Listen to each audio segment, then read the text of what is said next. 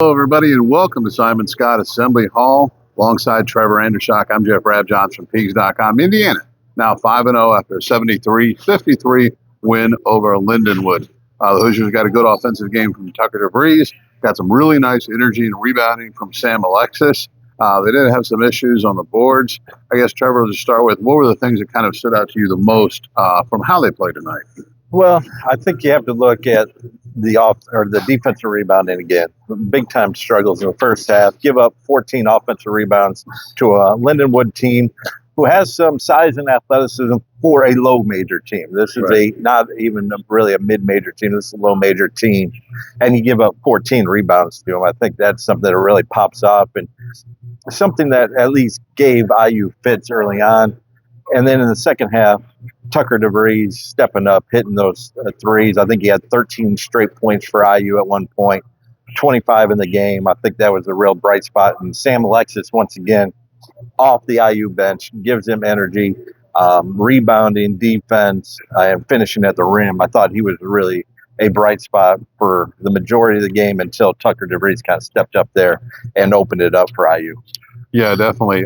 Tucker's offense was certainly very impactful. The reason Indiana was finally able to create some separation there, push the lead to a little more than 20 points, ended up winning by 20. He was a big factor. The rebounding, though, started to become a little bit of an issue. It was interesting. Talking to players post-game, Tucker DeVries just said straight up, "We have to play harder, to be honest," end quote. That's what he said. And he said, "It's an emphasis in practice. We'll get it fixed." Those were his words after the game. But IU shouldn't be out rebounded by Lindenwood. I mean, let's just be honest. That should not happen. Yeah, especially not by that margin either. The first half, it was complete domination. They didn't really convert it into points, luckily for IU. But giving up 14 offensive rebounds to Lindenwood is just unacceptable on every level.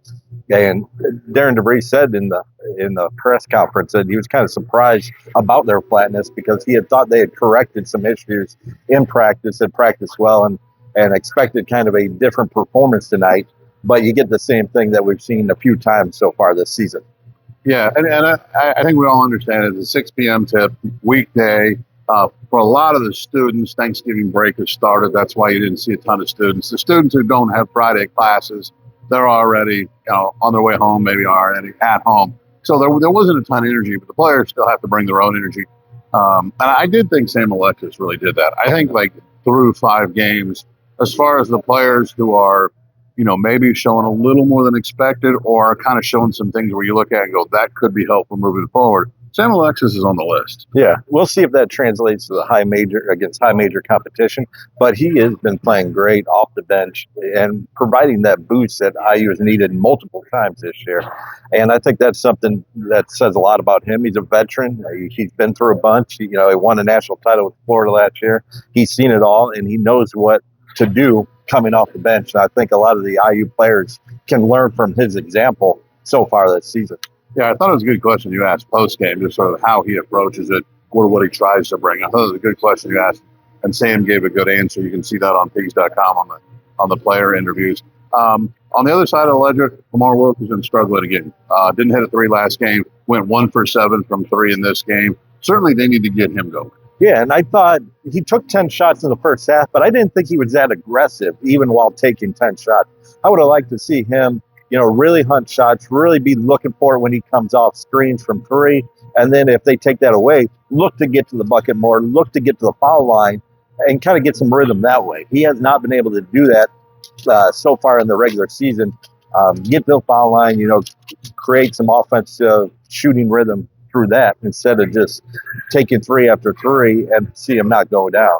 Obviously, he should not lose confidence. He has a great track record of making shots. Right. But you need to do at least something else to kind of get that confidence going. Get an easy one. Get a layup. Get to the free throw line. Get something going first. And then you can, take a little bit more contested shots, a little tougher shots.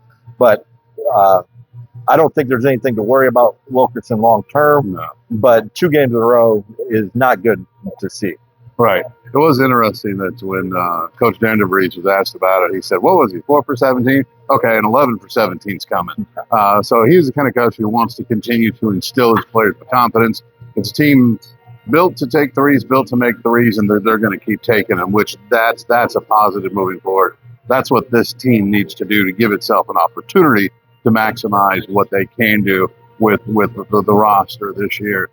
So yeah, I'm not worried about Lamar Wilkerson. Yeah, I think the only thing that slows him down in the future is confidence. If he for some reason loses confidence, obviously that can snowball and really go off track. But I don't see that happening with a older guard like Lamar Wilkerson. Yeah, and like you said, older guard with a track record. You know, this isn't a guy who played 1 year or whatever. You know, this is a guy, you know, who's older, who's got a track record, who's played a lot of games. He understands there's going to be ups and downs. And talking to him a lot down in Puerto Rico, you know, he does not seem like a guy who's going to lose confidence. You don't expect that. That would be surprising. Another interesting bright spot, Trent Sisley continues to be a very nice complementary player off the bench. He's shown that he can make the three. He's shown that he'll make hustle plays. He goes inside, gets you 4, 5, 6 rebounds. I like what Indiana's getting from Trent early in the season. Yeah, and I think he can take his game to another level by just running the floor a little bit more. He's fast for his size, and as a freshman, he can get in the open court, beat his defender down, and get some easy looks at the rim, get a dunk here or there. And we've seen that a few times so far this season. I think that's where he can really impact the game. Just out hustle guys, beat the opponent to a spot, beat them to an offensive board, you know, beat them on a cut, beat them in transition, and I think that's where, you know, things can really start snowballing for him, where he gets 2 or 3 of those a game, builds his confidence, and then, you know, he'll break out for a game of 12, 15 points here or there. Right. Another thing that was a little bit interesting, starting to see a little bit more Nick Dorn as he, you know, just getting in more game shape. There was a lineup out there that played a pretty decent stretch there in the second half.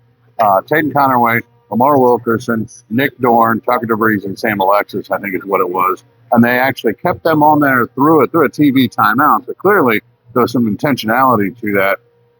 Your thoughts on Nick Dorn? Obviously, he's just sort of getting in real game shape. Didn't play early, but he's starting to show some things. I think the flashes that we see, again, it's only a few minutes or so here and there, but it looks like better and better minutes. Yeah, and he has lost so much time due to that injury. Missed the whole summer, most of the fall, really trying to catch up with his teammates here. So he has looked a little bit disjointed from everybody else because he's missed so much court time.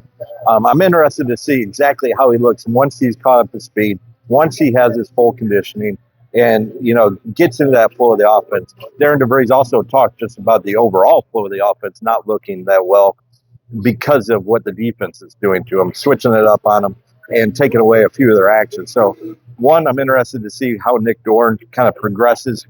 We've kind of always set the timeline of the main Big Ten season of when we could really see the real Nick Dorn and what he could really bring to the team.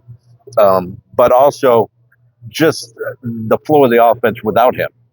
How does IU get back to those first 3 games where it was flowing, the ball was zipping around, players were moving, shots were going down? How do they get back to that when opponents are switching up defenses, doing different things, taking away actions? I think that's something to look for against Kansas State coming up. Yeah, and I think it's, in a way, it's good for IU. The teams have switched some things up in these bye games, so you get a chance to go ahead and win and learn and go, okay, if they're going to do A, B, and C, we're going to do X, Y, and Z. And you really get a chance to look at some things like, okay, it's almost like the self-scouting. Okay, what do we do well? Our team's attacking us. Okay, now what are our counters to that? So I think that's something that we're going to start seeing more of as we get into December and the schedule changes a little bit. But that's certainly going to be an interesting thing. Any big picture thoughts 5 games in? I know it's only 5 games. Marquette, they played incredibly well. That's the one Power 4 team they played. Any thoughts 5 games in? You go, I like this, I want to see more of this, or I'm concerned about that? I think my biggest question mark, at least, is will the whole offense basically be predicated on making outside shots? Right. Is that going to dictate their flow, their movement, and their overall production? Or is there going to be more wrinkles where they can get around a 5 for 24 shooting night from 3, something like that? I think that's the biggest question mark going into tougher games in the future here, Kansas State, Louisville, Kentucky, those types of games. How do they get around bad shooting nights in the future? Right. Yeah, that definitely will be something to watch moving forward. But that'll wrap it up for us tonight here at Assembly Hall again. Indiana 5-0, 73-53 winners over Lindenwood. For Trevor Andershock, I'm Jeff Rabjohns. We'll have a lot more coming up on Peegs.com.